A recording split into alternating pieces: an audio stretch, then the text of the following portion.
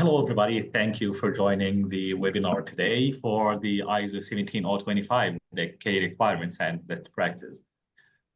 Today, we'll be just having a small introduction at the beginning for AAA. Who are we? What do we do? And then we'll be starting our webinar directly. At the beginning, who are we? We are as AAA, the American Accreditation Association. We are recognized internationally by the US government to provide the accreditation worldwide. We are working through two different locations. The first one is located in Tysons Corner in Virginia State, in the US, and the international office is located in London in the UK. Also, we are working right now globally and operating in more than 52 countries all over the globe. As AAA, we are committed to provide the international accreditation that is inspiring the confidence and the quality of products or services that is accepted, the results from the accredited organizations, and the protection of the health, safety, and environment of the public. We also promote the acceptance of the accredited results and certificates internationally and amongst the global partners. Also, we continue to strengthen our operations teams to develop the capacity and capability to exceed the expectations of our customers and stakeholders and deliver the accreditation services to the highest quality and technical standards. In AAA, we are not only providing ISO 17025 for the laboratories accreditation, but also we are working on the healthcare accreditation regarding international ESCO standards. We are doing schools accreditation, laboratories accreditation based on 17025 and 15189 and 17043. Also for the training and educational providers accreditation, as well as the inspection bodies regarding ISO 17020, the certification bodies accreditation ISO 17021, 17024, and 17065. For sure, anytime you can just communicate with us, just send us an email through info@aaa-accreditation.org, or you can just give us a phone call if you need any further assistance. And let's start our webinar today. Sheila, you can start. Thank you, James, and hello, everybody. Welcome to this webinar. My name is Sheila Woodcock, and President and Principal Consultant of QSC Consulting, and I'm talking to you today from the East Coast of Canada. So we have a very global webinar today. There are quite a lot of you online already, and more to come, I believe. I'm just going to take a moment to share my screen. Okay, that's what I want. Okay. So as James said, today we're going to be talking about ISO 17025, which all of you will be familiar with because you're joining this webinar. It is a very widely used standard and used by a lot of different types of laboratories. So we had a brief look at the attendance list for today from a wide range of different backgrounds. So let me say right up front, this is only going to be a glimpse at parts of the requirements of the standard. We're just talking today specifically about competence and continuous improvement. And if you're interested in learning a lot more about ISO 17025 and what the requirements actually expect you to do, we'll be doing that in detail, in depth, at a full course, which Dima will tell you more about at the end of today's webinar. But it's taking place at the end of May, and it will do a deep dive into all of the requirements of 17025. Today, as I said, we're just talking about two aspects, but two very important parts of operating a laboratory of any kind. We're going to talk about competence and why, how, and when competence assessment is expected, and what competence really is, we'll talk about first. Because it does, and then we'll talk about continuous improvement, which impacts almost every aspect of the operations in the lab, And also today is a key part of risk management. And, my colleague Joanne Isba will be covering a lot more detail about that part. She'll talk about what you should be doing to ensure lab is continuously improving. And then when we have time left at the end, we will have a little bit of time, hopefully, we will answer your questions. And we ask that you put your questions into the Q&A section of Zoom. It's in that bar, wherever it's located on your screen, at the bottom, at the top, at the side. They're all a little bit different. But if you put your questions in the Q&A section, we'll do our best to answer them. Right? But we won't have the opportunity, with so many people online, there will not be the opportunity to raise your hand and verbally ask questions.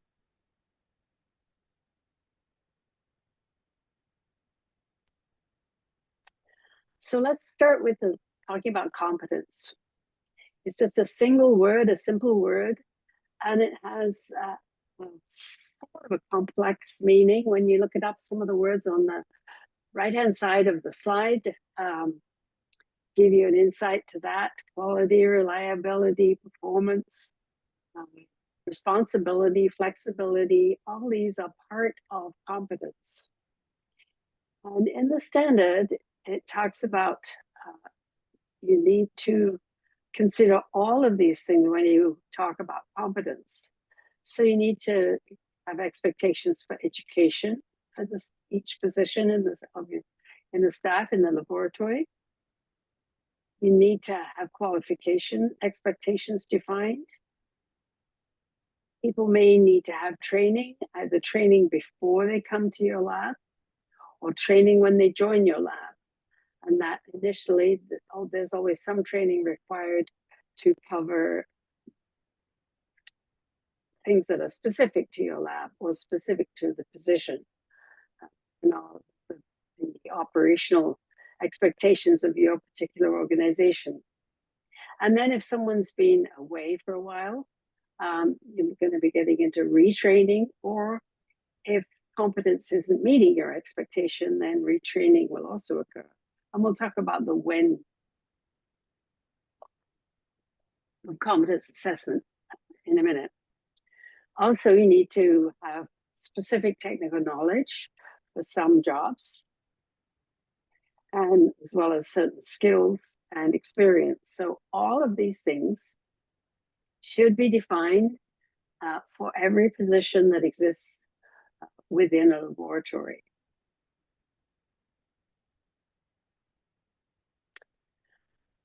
So the expectation in 17025 that you will assess competence.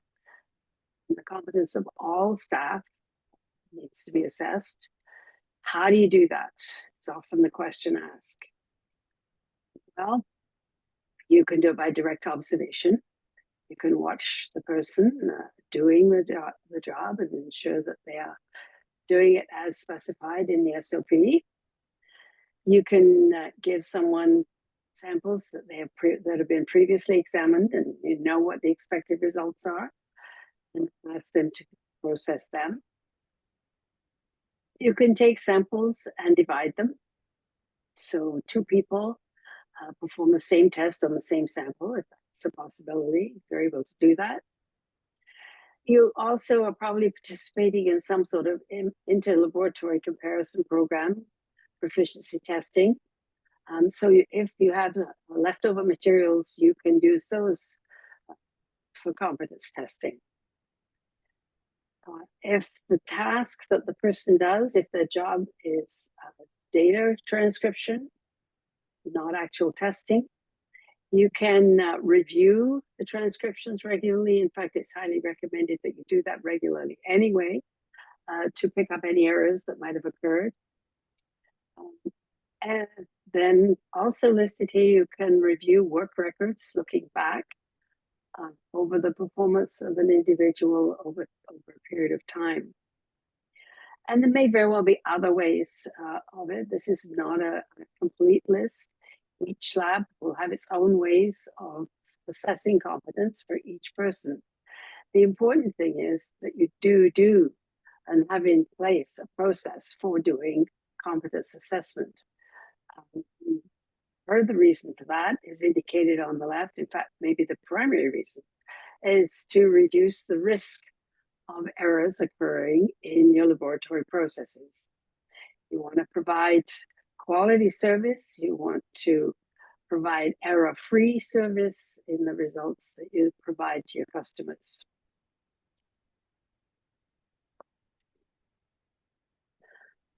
So when are you going to do competence assessment? Well, part of those requirements, qualifications, education, experience, as I said before, those need to be defined for a position. So when a new position is being filled and you're hiring, you need to look at that information. You need to know exactly what qualifications the person should have, what educational background, and how much experience they have relevant to what your needs are for the position. Most places, most laboratories will have an initial probationary period when a new staff member comes on board. So at the end of that period, then you would do a competence assessment to make sure they've reached the standards they expect. If you change someone's job, if they take on new responsibilities or they move to a new area and their role changes, then there should be a new description for that position that will indicate what the competence requirements are for that new role.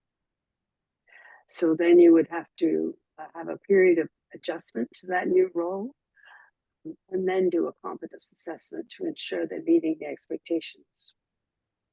I mentioned earlier, if someone has been away, been off on a leave of absence of any kind, then when they return to work, then it would be appropriate to do a competence assessment to ensure that they're still meeting the same standards and expectations.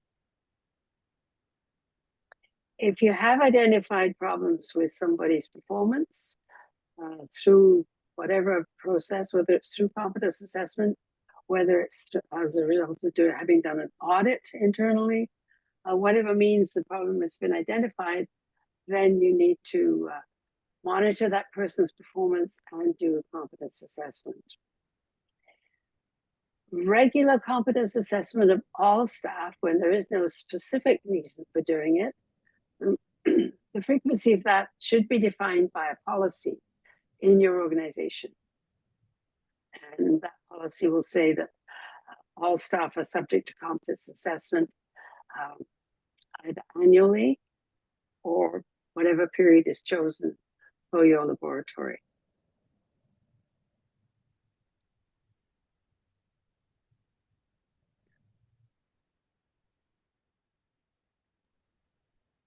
So when you do competence assessment, like everything else in the lab, there have to be records to show that this has taken place.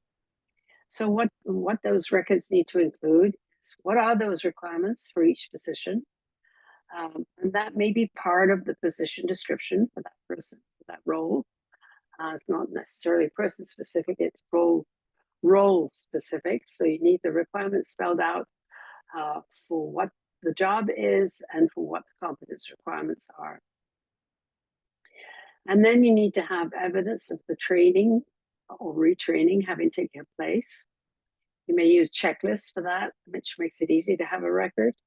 That's just one way of recording that.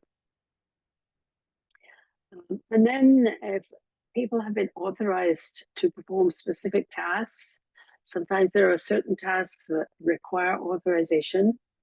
Those would include those who do validation and verification. Perhaps they need to be authorized to do that. So you need to have documentation to show not only that person has been authorized to perform those tasks, but they have been assessed for their competence to perform those tasks. And then you need the documentation of the actual competence assessment. And who did it, when it was done, etc. All those details. And that should be stored either, like everything else nowadays, all records. In today's world are largely electronic, although if you're working in just a small lab, You may still be paper-based, and that's perfectly fine. The standard doesn't require one format or another. What the standards requires is that there are records in place. So you need to have a competence assessment process. It has to be done regularly and appropriately.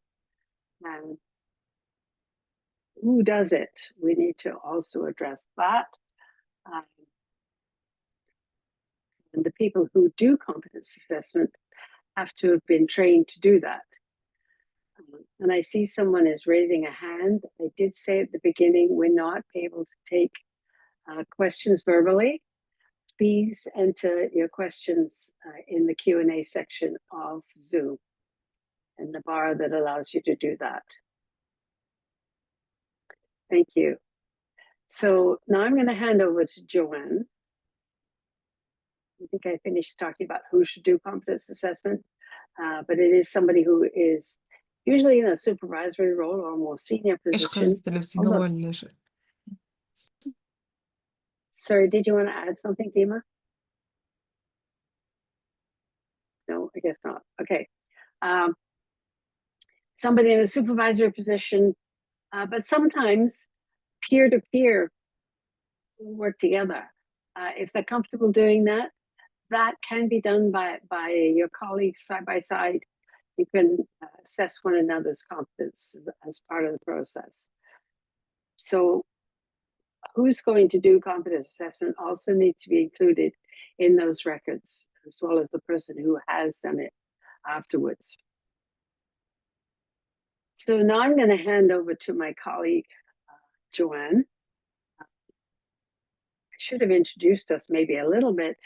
I'm with a company called QSC Consulting, and I'm a consultant full-time doing assisting laboratories, get ready for accreditation, doing training sessions like this. And there's been quite a lot of those in recent years now that we can do them online. They're quite popular. And I tend to work in teams. So for this webinar, I invited my colleague Joanne Isba to join me and to share in the trip, both the webinar and the upcoming course, because you, the listeners, don't want to listen to one voice continuing on for a longer time online. It breaks it up a little if you have more than one person doing it. Joanne is I will ask her to introduce herself, but she is on the opposite coast of Canada. She works in the province of British Columbia, whereas I'm in Nova Scotia. If you want to get your maps out, see where we are. So over to you, Joanne, for the next section on continuous improvement and your self-introduction. Thanks, Sheila, for that great overview on competency as well. Hi, everyone. My name is Joanne Isber. I am a instructor for Quality Systems Management for the Canadian Society of Lab Medicine. And on top of that, I'm also an executive director out in British Columbia for a health authority and under pathology and laboratory management. So I live and breathe accreditation on a regular basis in my jobs. So today I'm going to speak to you on the second element of ISO 17025, continuous improvement. So I want to start by saying a common response when I talk to people about accreditation and the elements of accreditation is that there's a general assumption that if we meet accreditation or all of the standards, then we've met the definition of a quality management system and we're done. Okay, but that isn't the case. It's not the case, because the gaps don't ever disappear, right? Quality is the foundation of every process in every industry, and it's influenced by many factors. And those factors and those elements are always moving. So a total quality management system is comprised of what I like to refer to as internal and external factors. So let's look at some of these. Internal factors are really a lot of what's happening within your organization, in your lab, in your direct workplace. It's how you're running your QC or your external proficiency testing, how you're maintaining competency, what Sheila was talking about. It encompasses safety. A big element of continuous improvement is through human resources. We know that on the human resources side, we have constantly a shift of employees, and we're seeing a different demographic of our employees. We've got multiple generations working side by side, which didn't always exist, but you have to remember that everybody has a different level of experience and comfort with what they're doing. Workplace environment and culture. That can change from organization to organization. It can change even in interdepartmental. So one department can even have a different culture than the other department. And so there has to be some alignment there. Different organizations have different capital planning structures, your organizational structure, and then your departmental structure and how you've got yourself set up will influence your quality outcomes. And I really, really want to emphasize orientation and training, how you handle that, how you navigate orientation and training. And that talks a little bit about or touches on what Sheila's was referring to with competency. And then you've got all of the accreditation that you have to implement and navigate. And then you've got external factors. And those external factors, I always like to use the PESTLE tool. And if you're not familiar with PESTLE, it's a great little acronym really to make sure that you've covered your bases when you're doing any planning, any projects, when you're looking at risk management. But it encompasses, all the social factors that are happening in your area, the political challenges that we see, and the world's a crazy place right now. Changes in your environment, in your geography. Sometimes you're living in I know I live in a geography that is sometimes riddled with wildfires, and we have mountains and avalanches, and it closes roads, and it causes challenges with logistics and even getting supplies and transferring specimens around. And then you've got like technology, and technology is changing, faster than we can even keep up with. So when you look at these internal and external factors, they're evolving. They're always in a state of continuous flux themselves. Therefore, right, if these factors are influencing your workplace, then it's necessary for your industry or your lab to continuously readjust your practices to stay in alignment with those changes. So that's really the foundation of what we're looking at here with continuous improvement. So next slide here, Sheila.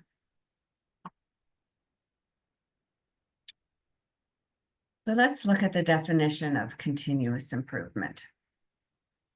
Continuous improvement is a systematic, ongoing process of identifying and implementing incremental changes to processes that increase value by means of efficiency, quality, and enhanced service delivery. And the key word here for me is systems, right? It's always think systems thinking. So continuous improvement relies on many things, but it does have key characteristics related to this definition. Efficiency and quality is essentially a component of risk management. Mitigating risk is what the ISO principles are all about. And implementing continuous improvement cycles will help identify and alleviate those risks.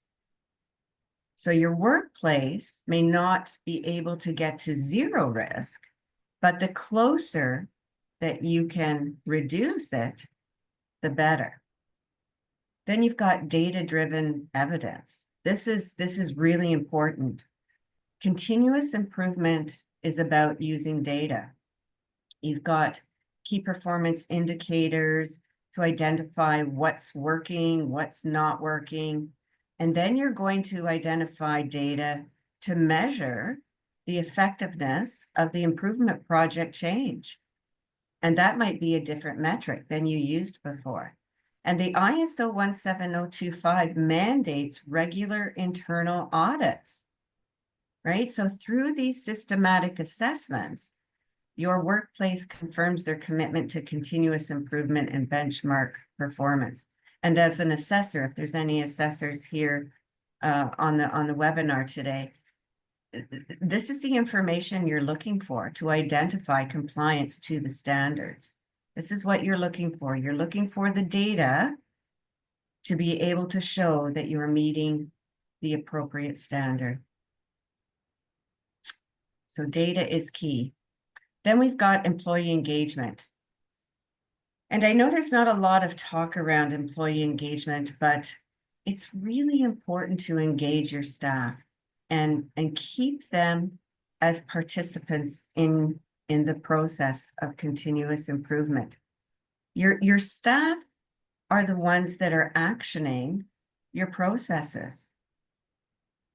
And by doing so, they essentially know what's working and what's not working, right?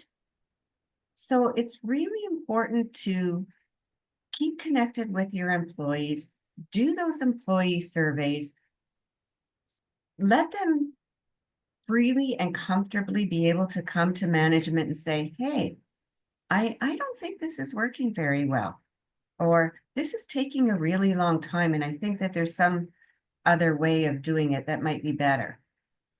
Listen to those conversations. When you do that, you're empowering your staff, you're creating ownership and accountability. And that's only going to make you stronger and more compliant to the standards. And then we've got customers. How do we even know how to set up our internal processes if we don't know what the customer is looking for? So know who your customer is and what the service is that they need. What are your customers looking for? Get to know them. Adopt a process to include not just employee feedback, but customer feedback as well. By doing that, you'll enhance your customer experience, you'll create value, and that information provides you with data. Remember, continuous improvement is not about ticking a box, right? I don't want anybody to go through the standards and just start ticking boxes and saying, yep, we're done, we're done, we're done, we're done. That's not what it's about. It's about strategically being strategic and embedding a narrative of quality into your organization and workflow. And that is surrounded by continuous improvement. So let's go to slide 8 here.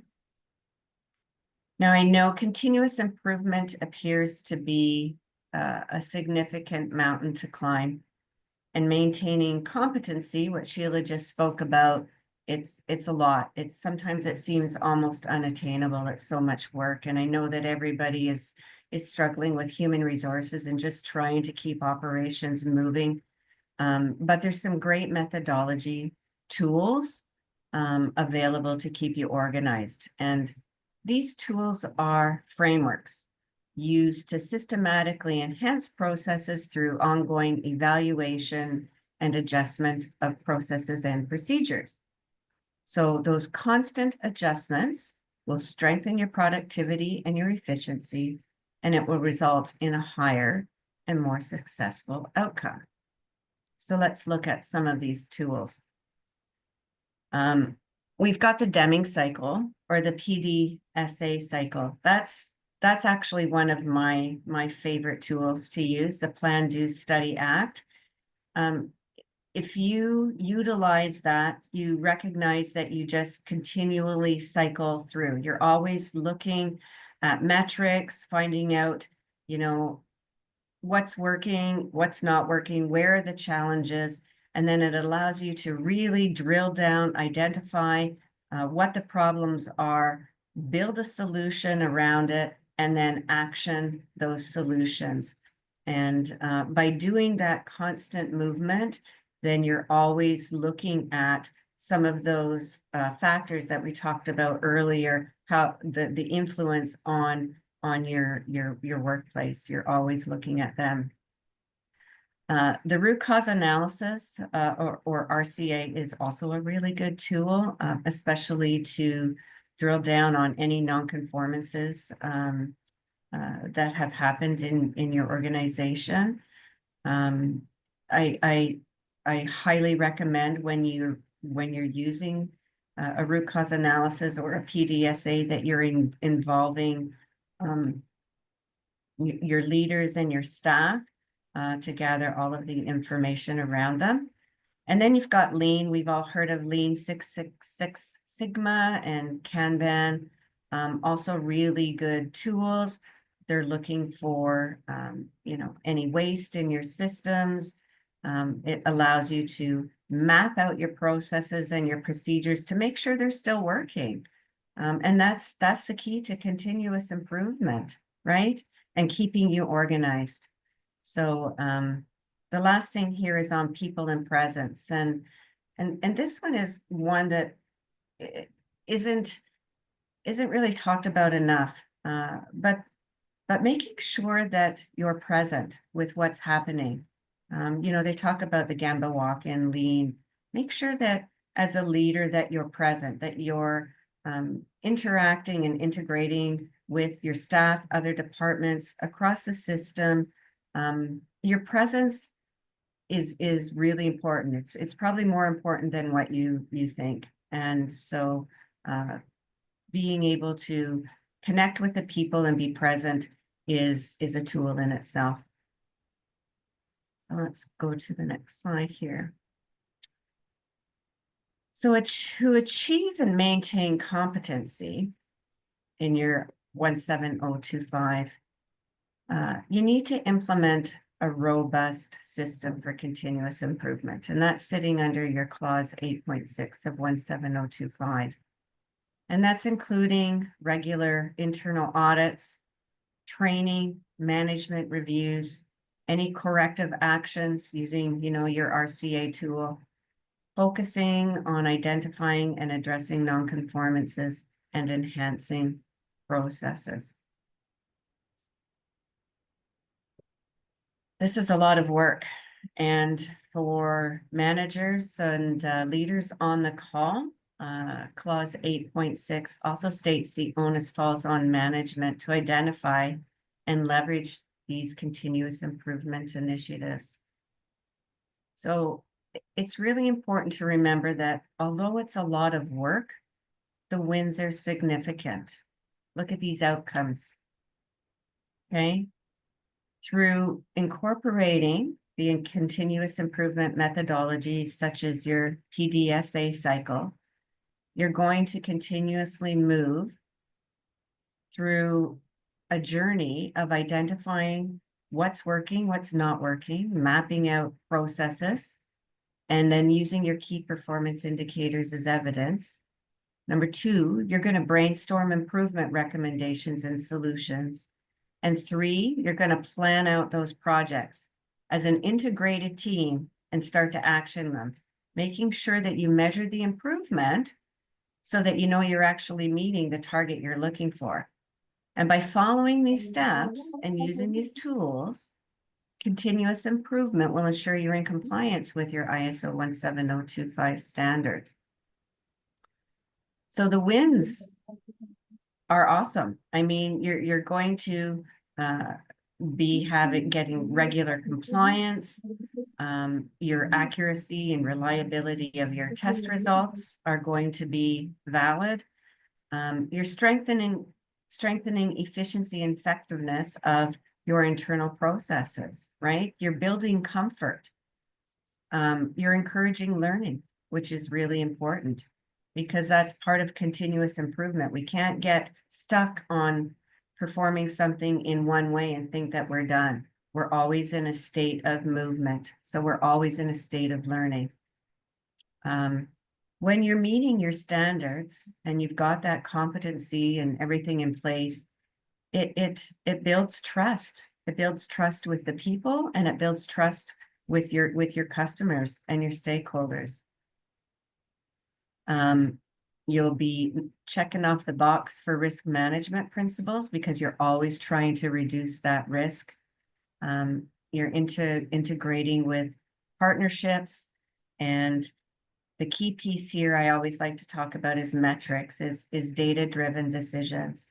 It's really going to be important to identify your metrics, use the metrics, because the metrics are going to be there to help you not only determine whether or not you need to improve something or competent at something, but it's also going to be used as evidence for your accreditation when those assessors are there asking questions.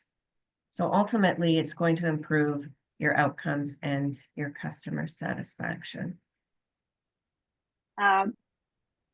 I have up on my screen with the questions and answers, but we do have a slide, I think, with some additional information. So let me go back to share it. Am I sharing this? Okay. Thank you. Yep. So these are some questions that we know people ask, and that we can perhaps answer some of these. So maybe we'll answer your questions that have been submitted online, and then we'll go back to these additional ones. So somewhere here there were questions. On my screen, I'm not seeing probably the Q&A. Oh, there we are. Okay. The first question is a good one. It says, the quality or technical manager has the responsibility for competence evaluation in large labs. What about in very small labs? Good question, because you have fewer staff and not so many people to share a lot of jobs. So that's where it can become useful to have using what I call the peer-to-peer assessment for competence. Nobody knows better how you're doing your job than the person working beside you. And if you can set up a system where your people are comfortable with doing that peer-to-peer, side-by-side competence assessment, it will help everybody. It'll help the quality or technical manager. It'll help people trust one another better, and it should ultimately improve the efficiency in the lab. So you need to talk to all the staff and have them comfortable with it, and you may need to help them doing it, obviously. Checklists, that's where checklists can come in easily and help them doing that. And a checklist will be based on what the position description expects of a role. Joanne, I don't know if you have any other suggestions to add to that question. Well, I believe we should have the frequently asked questions first. Let's finish them, and then we'll go through all of the questions and answers. Okay, I was doing figure. Okay, move this over then, because I think we've answered a lot of these. All right, if you but the first one perhaps really, what's the difference between a performance review and competence assessment? That's a good question. Competence assessment is focused specifically on the ability of the person to do the job. Performance review does include that. They will include looking at the competence assessment. Performance review is bigger. It is looking at the individual how they fit in with their colleagues, with their peers in the laboratory, what kind of development is appropriate for them, what are their ambitions, do they want to, are they happy with just performing the job they're doing, or would they like to grow and potentially apply for a more senior position? So all of these things will be and a performance review is more of a discussion about between manager, the supervisor, and the individual to look at what they've achieved in the past year, what the future looks like for them, and how that can be achieved. Competence assessment is very focused on just that. Is the person able to do the job competently? I touched on who can do competence assessment earlier. Yes, the quality manager, possibly the technical manager, peer-to-peer supervisor for it's a larger facility for that department. It's up to the organization to decide who is best positioned to do that. And then how does it fit in? How does continuous improvement fit into 17025? Do you want to take that one, Joanne? Sure. So how does continuous improvement fit into the ISO 17025? It's a fundamental aspect of the standard of accreditation. And it's important to note that it's not a separate activity. It is an integral part of the quality management system that we talked about. And that's what your accreditation requires.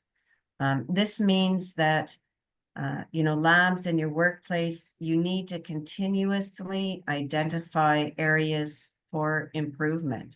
You need to be evaluating that data, addressing the issues that you're finding, refining processes based on all of those, factors that are influencing change.